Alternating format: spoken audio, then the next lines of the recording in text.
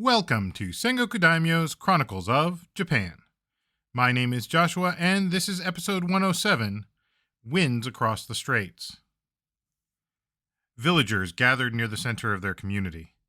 In contrast to the clean, walled-up compounds of the local elites with their raised-floor buildings, the buildings here were much simpler, often sitting directly on the ground or even dug into the earth in the pit-dwelling style that had been used for centuries. Mostly what anyone would notice were the thatched roofs, which had been used for centuries to keep out the rain and snow. The tall watchtower was currently unmanned as everyone had gathered around, curious at the news coming from the east. A wandering mystic had come to town, and she was spreading words of hope across the country of Yamashiro. Over the past few years, there had been droughts, famine, and earthquakes, and more. People had tried everything in conjunction with the advice of their local hafuri or priests. They had petitioned the local kami of the rivers and lakes. They tried imported practices like sacrificing horses, and at a nearby village, they had changed the location of the marketplace to see if that would work. Even when the rains had come, the damage had been done. Food was scarce, and many of those who survived were hardly in the best of situations. Life in the village, working the land, was quite different from the life of the elites. The wealthy had servants and slaves to tend to their needs, and they had access to stores of grain and other food in times of trouble. They also had charge of the mononofu, the warriors who worked for them, and were often an implicit, if not explicit, threat of violence against anyone who didn't pay their expected taxes. This is perhaps what made the mystic's message so alluring. She told them about the teachings of a man from the river Fuji in the east named Ofube no Oshi. He claimed to have discovered a new kami, the god of Tokoyo, the everlasting world. It was said that those who worshipped this god, who appeared in the land in the form of a caterpillar that thrived on orange fruit tree leaves, would earn great things in this new world when it came. The poor would become rich, the old would become young again, when the promises of Tokyo came to fruition. But it wasn't as easy as just saying some words. True devotees would need to prove themselves, casting out the valuables of their house and setting out any food on the side of the road. They would then yell out, "The new riches have come!" Then they were to worship these insects that were the kami's incarnation. They would put them in a pure place and worship them with song and dance. Many had already started doing this, the mystic said. Indeed, the people of Yamashiro had heard rumors of some of these new practices, but only now were learning about why they had arisen. It was a lot to ask, to give up their valuables and the little food they had. But then again, in this dewdrop world, what was there to lose for those already working themselves to the bone? Was this any more incredible than asking the hafuri to pray to the kami, or even relying on that new religion in Yamato where they prayed to giant bronze and gold statues to bring about prosperity and happiness? Besides, if so many others had joined up already, perhaps there was something to these fantastic stories. And thus, village by village, a new religion began to take hold of the countryside, eventually making its way to the capital of Yamato itself. Greetings, listeners. While the thing we covered last episode, the Ishii incident of 645, which is to say the assassination of Sogono Iruka in front of Her Majesty Takara, aka Kogyoku Tenno, certainly dominates the narrative in the popular imagination for this particular point in Japanese history, there was a lot more going on these last few years, both over on the continent and in the archipelago. And so this episode, we're going to cover some of that. From the missions from Baekje, Goryeo, and Shilla, which were likely driven by conflict on the peninsula, to the Baekje princes who resided in Yamato court as political hostages, as well as esteemed guests. And to finish it all off, we'll talk about the popular 7th century millennial cult that sprang up in Yamashiro around the worship of the god of Tokoyo, the everlasting world. All this in the reign of the empress known to history as Kogyoku Tenno, at least for now. Michael Como, in his book Shotoku Taishi, makes particular note of some of the overarching themes across the straits and how that affected what was happening, or at least what gets remembered in Yamato in this period, in the 7th century. As we discussed back in episode 98, Como makes the point that the early opposing Buddhist factions that placed Shotoku Taishi on a pedestal were largely connected with one or more continental factions. While the Soga were heavily connected with Baekje, other family groups, like the Hara, were more closely tied with Shilla, at least according to later accounts. And on top of that, the area around Koshi and Tsunaga had ties with Goguryeo. As the Tang Dynasty and Goguryeo were in contention on their own borders, no doubt both of them and their allies were looking to nearby nations for either support or at least neutrality. One can also see how peninsular enmities might also make their way across the strait to the archipelago, with families of various ethnic backgrounds no doubt carrying on some of the continental prejudices with them even into a new land. A lot of the accounts for the reign that aren't dealing with the weather and natural disasters, topics of particular concern from 642 to 643 apparently, are dealing with the continent, or at least the continent as it came to Yamato. Started out in 642 with Baekje envoys arriving in the first month of that year, apparently to deliver their condolences on the death of the sovereign. They were accompanied by Yamato's envoy to Baekje, Azumi no Yamashiro no Muraji no Hirafu, who left them at Tsukushi to rush back to Yamato via post horse, while the Baekje envoys took their time via the normal shipborne route. And right off the bat, we have a few things of note. The first is this idea of post horses. The various circuits around the archipelago had reportedly been set up some time back, even before horses were a thing. While a single horse would have been rather fast over land, the mention of post-horse system implies a method of travel more akin to the short-lived Pony Express in the American West, where various post stations were set up across the major highways so that officials could quickly traverse them, riding horseback from one station to the next, where a fresh horse would be waiting for them. This way, the horses themselves could be properly fed and rested, since no single horse could cover all of the ground in a straight-up gallop, just as no person could just outright run. Well, not unless they're from Marathon or something. Instead, this is something like a relay race, where the envoy Hirafu became the baton passed from horse to horse. Now, the Pony Express used stations set up at intervals of approximately 5 to 20 miles so that horses could be changed out frequently. Of course, changing horses would also take some time. I found some sources citing average speeds of only about 10 miles per hour for the Pony Express, but that beats by far the 4 miles per hour for a fast walker, not to mention the ability to keep going for much longer than just 8 hours a day.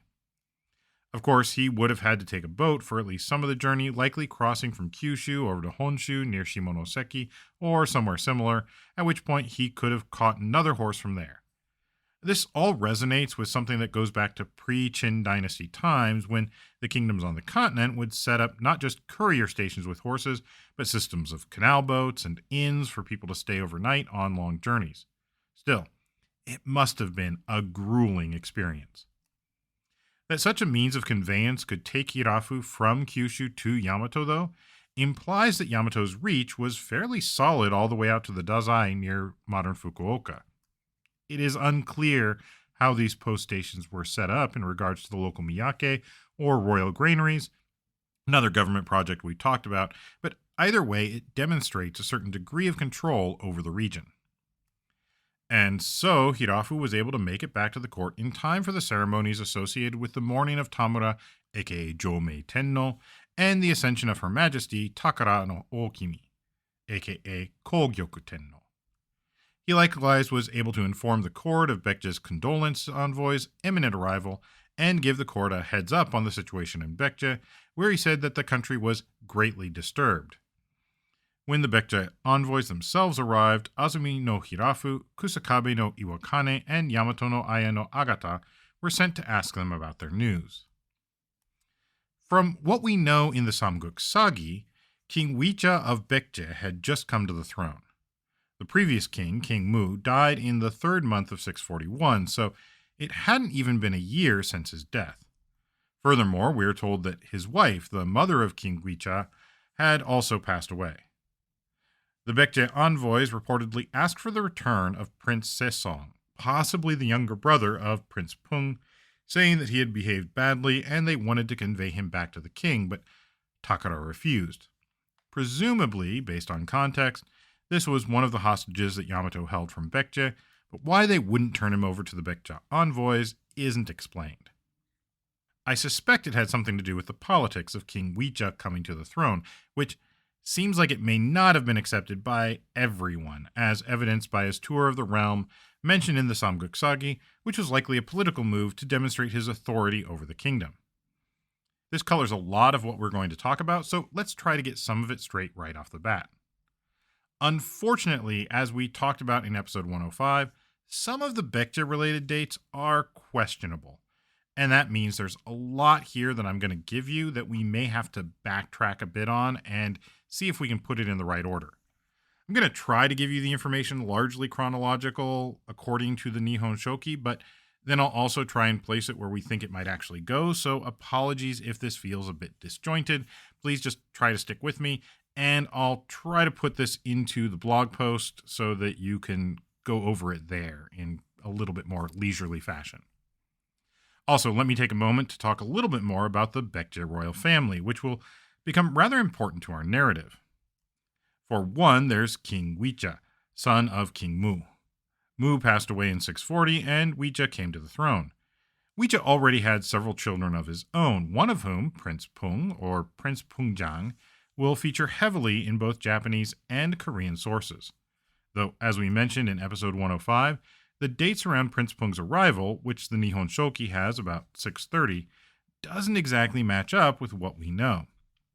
We are fairly confident that Prince Pung returned to Baekje in 661, which accords with the Nihon Shoki, the Samguk and Tang Dynasty records.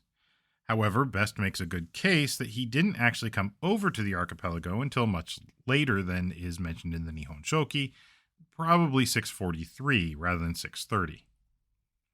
Now, he wasn't the only royal prince of Baekje in Yamato. We're told of two others at least, Sessong and Gyoki. Sessong is mentioned as being a bit of a troublemaker and requested to come home, but Yamato refused to let him go. Gyoki is said to have caused trouble and been banished with some 40 others out to sea by Baekje's king. I have a suspicion that much of this is misplaced in the chronicle. Sessong may have been there first, or perhaps came over with Prince Pung. I've seen him mentioned as the younger brother to Prince Pung, but I also wonder if he wasn't the younger brother to King Wicha. Gyoki, meanwhile, despite what we initially hear about him, is invited to Yamato shortly after that entry and treated like a real celebrity. It's unclear to me if he is a younger brother to Wicha or an elder brother to Prince Pungjang, but either way, he seems to have been a royal prince that wasn't quite in line for the throne. I suspect that in reality, the mission that is listed as coming in 641 was actually coming much later, possibly in the 650s. That would explain some of it, including the gossip that the senior counselor Chijok died in the 11th month of the previous year. Now, Aston writes off most of this as unreliable narrative by servants, including them throwing the Kunlun envoys out into the sea or something like that. Jonathan Best, in his translation of the Samguk is a bit more generous and suggests that much is with Prince Pungjang, whom the Nihon Shoki records as arriving in the 630s, but who couldn't reasonably have arrived until the 640s. There's probably just a dating issue. The scribes were using records with the branch and stem system of dates, and so it could easily have been off by a factor of 10 or 12 years at least, depending on what was going on. We know, for instance, that there's a record of senior counselor Chijok in the Nihon Shoki in the 7th month of 642, though it says he died in 641. Furthermore, we have his name on a fragmentary inscription, likely dating to 654, noting him as a patron of a particular Buddhist monastery. So it would seem that word of his death was exaggerated, or parts of this are coming from later accounts, and the scribes simply made a mistake. Hence my suggestion that this entire entry might be misplaced. If so, it could make more sense for Yamato to be asking about the fates of people that they already knew, hence hearing the fates of Chijok and Gyoki, who had both visited Yamato and would have been known to the court. Regardless, it likely was the case, as recorded in the Nihon Shoki, that the envoy ship was anchored in Naniwa Harbor and the envoys were put up at the official government residence there in modern Osaka. This may indicate that the mission mentioning Chijok and Gyoki got conflated with other entries about the actual envoys of condolence and congratulations. Then, 19 days later, on the 22nd day of the second month, another group of envoys showed up. This time it was Goguryeo. Now, as mentioned, Goguryeo had a few things going on, but they still knew how to make an entrance. For example, the Chronicles mention that the high ministers were sent to the district office in Naniwa to inspect the gold and silver that Goguryeo had sent with their envoys, along with other things from their country. This may have been them trying to get Yamato on their side. That said, Goguryeo had been going through a lot, so we are told. First off, based on the Samguk accounts, Goguryeo had sent envoys to the Tang in 640. In 641, the Tang court returned the favor, and in so doing, their envoy, the director of the Bureau of Operations in their Ministry of War, Chen Da-de, used it as a chance to spy out the border region. At every walled town, he would offer the local officials gifts of silk and ask to be allowed to see the scenic spots. They let him roam freely, so by the time he went back, he had an intimate account and understanding of Goguryeo defenses all along the Tang-Goguryeo border. Goguryeo seems to have been completely unaware of this touristic espionage, but then again, they may have been distracted dealing with their own internal problems. And so the Nihon Shoki reports that the envoys delivered news of the court, how the younger prince of Goguryeo died in the 6th month of 641. Then, in the 9th month, the prime minister murdered the king, along with some 180 other people. He then put the son of the younger prince on the throne as king himself. In the Samguk these events appear to happen a year later. Yon Gesomun killed King Kunmu in the 10th month of 642 and put Prince Chang, aka Pojang, on the throne. Samguk says he was the younger brother of King Kunmu, the son of King Taeyang, who was the younger brother of King Yeongnu, so that may be where the Nihon Shoki gets that he was the son of the younger prince. Still, the gist is correct, even if it seems to be off by a year or so. From here, Goguryeo would be at war with the Tang dynasty for much of the next 30 years, all under the reign of King Pojang. They were able to fend off the Tang for a while, but the Tang would eventually ally with Shilla, and though Baekje seems to have supported Goguryeo in general, Baekje itself was also caught between the Tang and Shilla. They no doubt hoped for Yamato's aid, but while the archipelago may have had warriors, they were still a good ways from the continent, and would likely need to avoid confrontation with Shilla, who now controlled all the way to the Nakdong River basin. Not that they wouldn't try. Insert dramatic sound effects here, alluding to a later episode. All that prognosticating aside, at this point, at least from the envoy's point of view, all of the future was unwritten. Both Goguryeo and Baekje guests were entertained at the Naniwa district office, and envoys were named to Goguryeo, Baekje, Shilla, and to the no longer extant Nimna. The latter seems to have been, at this point, a not-so-polite fiction between Shilla and Yamato that Nimna was still at least semi-independent. It was at this time that Gyoki was also brought to Yamato and lodged in the house of Azumi no Hirafu, the previous envoy to Baekje. Gyoki likely knew Hirafu from his time at the Baekje court. This was probably the actual arrival of Gyoki, I suspect. Now, a week or so later, the Shilla envoys of congratulations and condolences also arrived. Congratulations, that is, on Takara's ascension, and then a group of envoys expressing condolence for her husband's death. They left, we're told, after less than 2 weeks. I guess they just delivered their message and left, unless there was some other reason having to do with the Baekje and Goguryeo envoys being there at the same time. No mention is really made in the Nihon Shoki of exactly why they turned around so quickly. Meanwhile, Gyoki was living it up. He's referenced as the chief envoy from Baekje at this point, probably the highest ranking individual from the court present, though maybe not. On the 8th day of the 4th month, he attended an audience with Her Majesty, Takara, and then 2 days later, he was partying with Sogono Emishi out at his mansion in Unebi. Sogono Emishi had good conversations and presented a good horse and 20 bars of iron, but curiously, the hostage crown Prince Sessang, who's also supposed to have been there, was not invited to any of this. Given that we know what the chroniclers thought of Sogono Emishi, I'm wondering if there isn't a little bit of that same feeling towards Gyoki. After all, we were previously told he and some 40 others were exiled, so perhaps this is just leading up to that and connecting some of the dots for people. Gyoki and his companions were later invited to witness an archery hunt in front of the Yosami Miyake in Kawachi. This is glossed as Uma Yumi, or horse bow, leading one to wonder if this was similar to Yabusame, the traditional horsed archery that we see today performed at various shrines each year.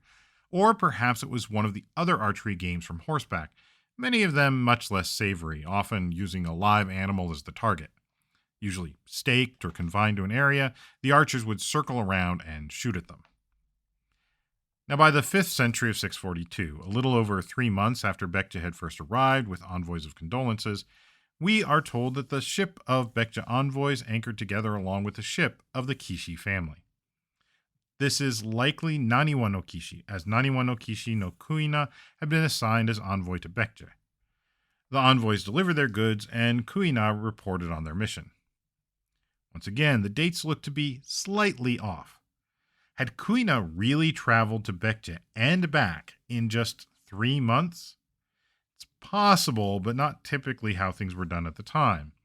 Ships often had to take their time navigating the Seto Inland Sea and then checking in at modern Fukuoka before following the island chains out to Tsushima. At that point, they could sail around Tsushima or cross at a narrow part of the island known today as Kofunakoshi.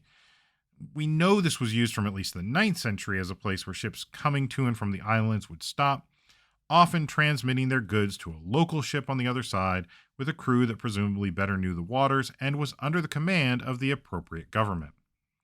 In addition, as the ships reached various checkpoints, they would no doubt stop for a while, and often another ship would be sent ahead to prepare the way for an official delegation. Then again, you also had to wait for the weather, so there's that.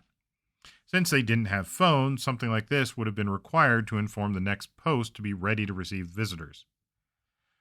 More likely, this would have been Kuina finally ready to depart to take on his mission with Baekje. Now, shortly after this, we were told that one of Gyoki's companions had died, and then his own child died. We aren't told if it was from disease or something else. It did provide an opportunity to see some of the cultural differences between Baekje and Yamato at the time, as Gyoki and his wife refused to attend the ceremonies for their late son. The chroniclers explain that in Baekje and Shilla, when someone died, the parent, siblings, and spouse were not supposed to look on them again.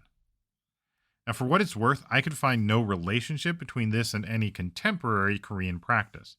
This may have been something in Baekje and Shilla that eventually went away. Then again, it's possible there was something else going on, and it was misinterpreted by the Wa. Given the chroniclers are dismissive of the practice, it's also entirely possible that this was just slanderous rumor as well. The chroniclers make a point of saying that the people of Baekje and Shilla who practice these kinds of death rites are without feeling and thus no better than animals. So, yeah, clearly the chroniclers were presenting just the facts, am I right? Now, Gyoki's child was buried in Ishikawa in Kawachi, and Gyoki moved his family to a house in Oi, in Kudara, which is to say the area of Kawachi named for Baekje. 2 months after he lost his son, on the 22nd day of the 7th month, senior counselor Chijo and colleagues were entertained at the Yamato court. This is the same senior counselor previously thought to be dead. Again, Aston simply treats his death as gossip, while I tend to wonder if the records just aren't out of order. Unless Chijuk was some kind of Baekje Benjamin Button. Now, entertainment at the Yamato court apparently included having various people wrestle for entertainment. Even Prince Gyoki himself entered the contest, getting in on the action. When the banquet was finished, they went to pay their respects at Gyoki's compound, likely stopping by and having a bit of a nightcap. 2 weeks later, the Baekje envoys tried to leave, but the storms kicked up. One of the ships was wrecked on the shore. Fortunately, however, it seems that those on the boat survived, and they were placed on another boat a couple of weeks later. A day after that, the Goguryeo envoys themselves left for their own country. Baekje envoys finally made it back, we're told, 11 days later, on the 26th day of the 8th month. I mean, that's not bad, given the journey they had to undertake, and actually a bit hard to believe. In contrast, the Shilla envoys who left in the 3rd month, apparently they only made it as far as the island of Iki between Kyushu and Tsushima by the 10th month of 642. Perhaps they were just going at a more leisurely pace, but it does make it hard to trust that all the records were rearranged in precisely the correct order. As for this period outside of the Shilla envoys, the entire episode starting on the second day of the second month of 642 finally concluded, mostly, only 6 months later. It occupies most of that part of the chronicle, with the exception of the accounts of the weather, drought, and famine. After all these people had returned to the peninsula, the Nihon Shoki focuses on a few local things from the archipelago. Sogono Emishi was ordered to raise a levy, and Omi and Koshi to build a temple. The court levied various provinces to make ships. We aren't told why, but previously this was often something done in preparation for war. And then Takara ordered Sogono Emishi to build a new palace with levies on various provinces and workmen from Totomi and Aki. That was all in the 9th month, at the end of which we're told that several thousand emishi from the Koshi region, where Sogono Emishi had been ordered to levy workers for a temple earlier in the month, submitted to Yamato and were entertained at the court. Sogono Emishi himself entertained them at his house and asked them about their welfare. This may be a bit confusing, but let's try to understand some of what possibly was going on in these brief accounts. First, you may recall in the previous reign, there was mention of General Katana who went to the east to subdue an uprising of emishi there, so it's possible that this is some continuation of that. At the same time, these emishi, we are told, are from the land of Koshi. It is likely that this is evidence of Yamato's increased presence in the region to the north known as Koshi, which stretched along the northern edge of the Chubu or Middle Honshu region, including the Noto Peninsula and eastward to Tohoku or the northeast region. This had long been an important area for various resources, including the source of jade Magatama since at least the early days of the Yayoi period, judging from artifacts discovered at various sites. It's also a region connected to the current dynasty, in that Ohodo no Okimi, aka Keitai Tenno, generally seen as the progenitor of the current line of sovereigns, is said to have come from that region. Furthermore, this region is closely connected to various overseas trade routes. While the most common route we hear about, at least at this point in the Chronicles, is the Seto Inland Sea route, there was also a route along the Japan Sea side of Honshu, which included the areas of Izumo and the port of Tsunuga, modern-day Tsuruga, which includes the Kehi Shrine, purportedly for a kami who came over from the peninsula. We know of at least one Goguryeo mission explicitly used this route, whether intentionally or otherwise, to get to Yamato, crossing over to Omi, aka Lake Biwa, and then taking the river south to Naniwa. Michael Como suggests that there's enough evidence for a fairly heavy Goguryeo influence in the region. He also suggests that the Soga had a good deal of interactions and influences themselves with Goguryeo, pointing out that Shotoku Taishi's teacher had supposedly been a monk from Goguryeo, and that the plan of Asukadera, the Soga temple with 3 golden halls around a central pagoda, is extremely similar to temple plans found in Goguryeo and not in Shilla or Baekje. I do feel it's worth pointing out, it's very possible that this was not Asukadera's original layout, and it's hard to say how much of the story surrounding Shotoku Taishi we can actually trust. Still, Koshi was an area that had a long history of trade with the continent, and the ease of the waterways from Yamato to the Japan Sea would have made it at least strategically useful to the growing state. There's another aspect here, but it's a bit more tenuous in my opinion. There are some that suggest that Sogono Emishin's own name, or at least the name as it's handed down to us today, comes from his dealings with the Emishi people. Here we see him intimately involved in Koshi, in the Emishi coming to submit, and in him hosting them in his own house. So even if his name is coincidental, there does appear to be some connection there. Now we're still in the first year of Takara's reign. It was in this 12th month that Okinaga no Yamano no Kimi finally pronounced a eulogy for the entire royal line. As you may recall, Takara's husband, Tamura, aka Jomei Tenno, had been a member of the Okinaga royal line, so this was likely part of the ceremonies around his death and burial.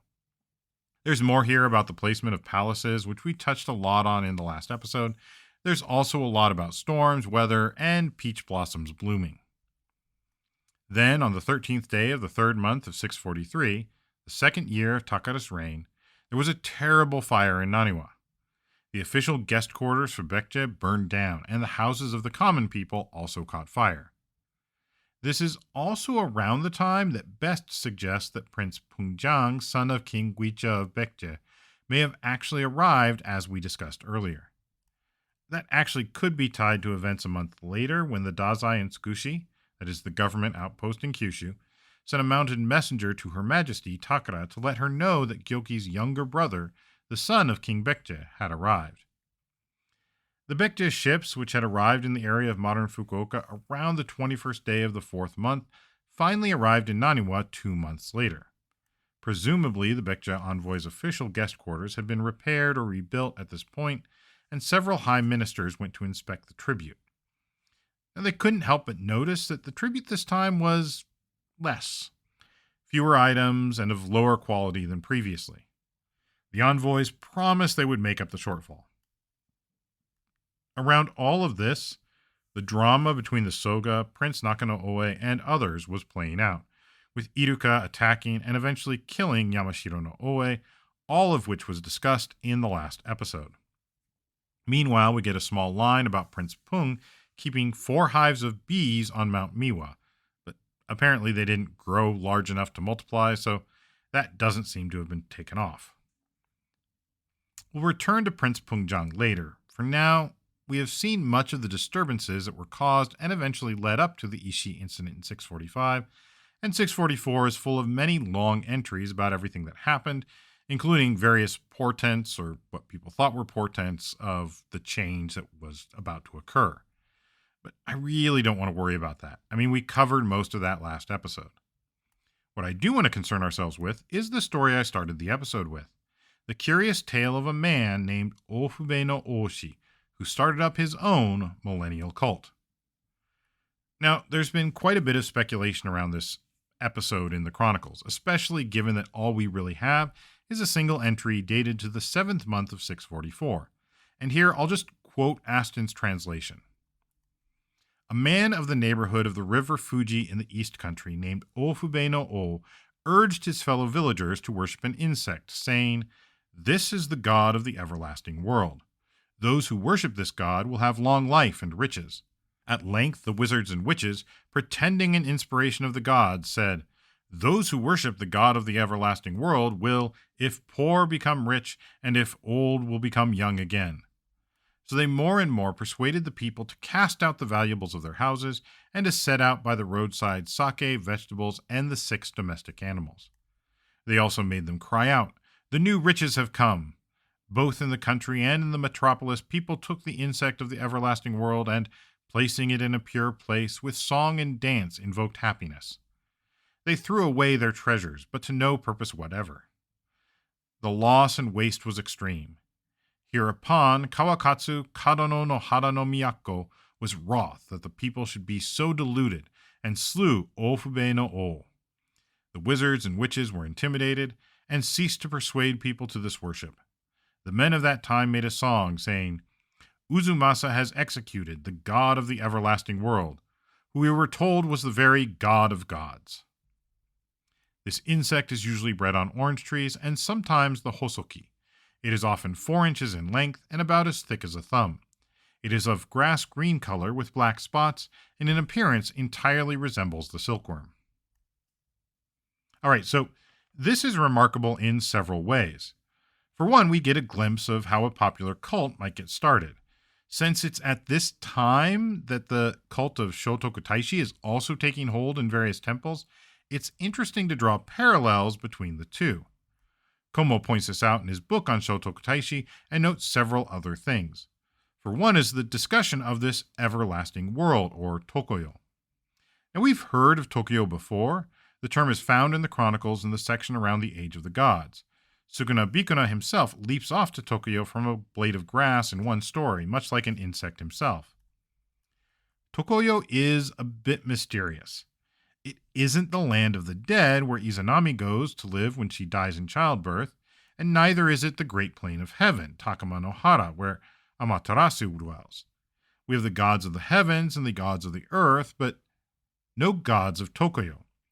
Indeed, Tokoyo is mentioned, but not well described. By all accounts, it would appear to be a place that spirits go after death to an unchanging world, rather than coming back to this one. This fits in with various other continental ideas starting to come over at the time, especially as part of the Mahayana Buddhist tradition, which included a search for effective ways to reach enlightenment. There had been feelings for some time that humans were already in the latter days of the law, or mappo, the concept that the further we get from the time of the Buddha, the more morality would decline and the harder it would be for people to break the chains of materialism and desire that hold them to this plane of existence. As such, some sects and teachers taught simpler and more expedient methods in an effort to save all of the sentient beings. Things like an abbreviated mantra that would help you get into a paradise where you could eventually attain enlightenment certainly had its adherents, especially amongst those who might not have had the time or inclination to join the monastery themselves. This idea of a pure land, or jodo, took off early. This pure land is most commonly connected with Amida Butsu, the Amitabha Buddha. Sutras referencing Amida and the Pure Land were translated by Kumarajiva as early as the 5th century and may have been part of the larger corpus of scrolls brought over to the archipelago. According to the sutra, they say that if you honestly chant Amida Butsu's name just once, often through the phrase Namu Amida Butsu, then rather than being reborn again into the world on your death, you would instead be reincarnated in a separate pure land where you could focus entirely on your own enlightenment for however long it would take, removing yourself from the pain and suffering of this world. This practice was taught by the Sanron school as well as by the Hosso school in the 7th and 8th centuries, along with other Buddhist practices. It would continue to be taught alongside of other techniques, especially developing in the Tendai sect. Of course, chanting Namu Amida Butsu was something you could do while working in the fields or doing any other number of profane yet necessary tasks. So you can see why this was an attractive idea to many people, even if they didn't have the time to start a temple or study the scriptures or become monks or nuns themselves, at least in this life. Pure Land belief and practices continued to grow and develop in various Buddhist sects, but really took off as an independent practice in Japan in the Kamakura period, appealing to warriors and commoners alike with its seemingly simple mantra. That said, Shotoku Taishi himself is closely connected to ideas of the Pure Land concept, as Komo points out. He and his teacher Eija are both said to have attained the Pure Land upon their deaths, with Shotoku Taishi often being considered the first Japanese person to attain reincarnation in the Pure Land. Now, there's a famous embroidery commissioned after Shotoku Taishi's death, known as the Tenju Koku Mandala, presumably which also describes a country of heavenly long life. Tenju Koku does not have an immediate connection that is obvious to any particular continental sect or philosophy, but it does appear to be at least a cognate for some of the other ideas, such as the Jodo Pure Land, or possibly the Tokoyo of Ofube no Oshi. Whether Oshi was in fact influenced by other continental ideas is unclear. We're not even sure if his was the first use of the concept of Tokoyo or whether this was an idea already planted in the public consciousness by that time, though if so, I would think it would be a bit more widespread through the Chronicles, but hey. One could understand, however, how people who had been through famines, floods, earthquakes, disease, and more, well, they might find the idea of an eternal ever after where they could be rich and young again rather inviting. Enough people found it so that they apparently were willing to give up everything they owned and place it out on the streets. Even if this wasn't just a scheme to go and scoop up all the goods and skip town, one can see how this may have been viewed as disruptive and unhealthy for the community, at least by those comfortably seated in power whose workforce was being pulled away from their labors to this new belief system. The ones who were spreading this good news, while called wizards and witches by Aston, used characters that one could just as easily ascribe to Shinto priests and sacred Miko. Since Shinto wasn't fully formed as we know it today, I think it might be better to say various ritualists and diviners. Whether they were true believers or simply pretending to be inspired, as the Nihon Shoki says, who can say for certain? What makes one vision more objectively true than another, beyond your own belief and faith? And it should be remembered that bringing in new spiritual ideas wasn't, well, new. That's how Buddhism got started, and likely was one of the ways that Yamato itself expanded its own influence. How many other quote unquote cults like this existed, and how many were just absorbed into the establishment, and then how many were cast aside? In this case, it would seem that Oshi's main problem was likely that he was attracting the wrong sorts of people, which is to say, he was appealing to commoners. In the Warring States period, we would see a not dissimilar dynamic with the independent Jodo Shinshu, a sect of Pure Land Buddhism supporting commoners in what would become known as the Ikko Ikki. They formed communities that helped each other, but at the same time bucked the yoke of the local daimyo and others. This would bring about violent retribution from warlords like Oda Nobunaga, who wasn't having any of it. Similarly, as the Tokuyo sect spread into Yamashiro and down into the capital region, Kadono no Hata no Miyatsuko no Kawakatsu decided to take matters into his own hands. Ostensibly, he was upset that people would be so deluded, and under that pretext, he had Oshi killed and his followers intimidated. Cutting the head off the snake, as it were, caused the body to wither, and apparently the Tokuyo cult was not so everlasting after all. And here's where we bring things back around. You may recall Hata no Kawakatsu, or at least his family. The progenitor of the Hata family was called Uzumasa, and even today their name is affixed to an area of Kyoto which was built in the old Hata territory. Hence the poem about Uzumasa executing the god of the everlasting world. That area from Lake Biwa down to Naniwa is on that corridor from Yamato to Koshi. The Hata themselves are connected with the continent, especially with Shilla. The Hata temple of Koryuji even has a Shilla image, said to have been obtained by Shotoku Taishi and given to them. Along with Shitennoji, it is one of several Shilla-influenced temples that help promote the cult of Shotoku Taishi. It is, of course, possible that we're reading way too much into this. Some of these things could just be coincidence, but then again, why was it written down, and why did the chroniclers feel that it was important to spend ink on the process? That's the real question here. And what more was going on that never got written down, or at least not clearly? It's likely that we will never truly know the answer to all of these questions.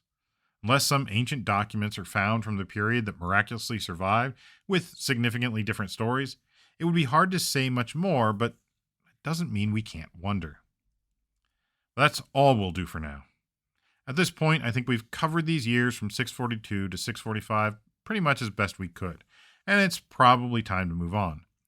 I'm not really going to get into what we're going to do in the next episode yet, still trying to figure it out, other than to say we will eventually need to talk about the Taika reforms, the Great Change.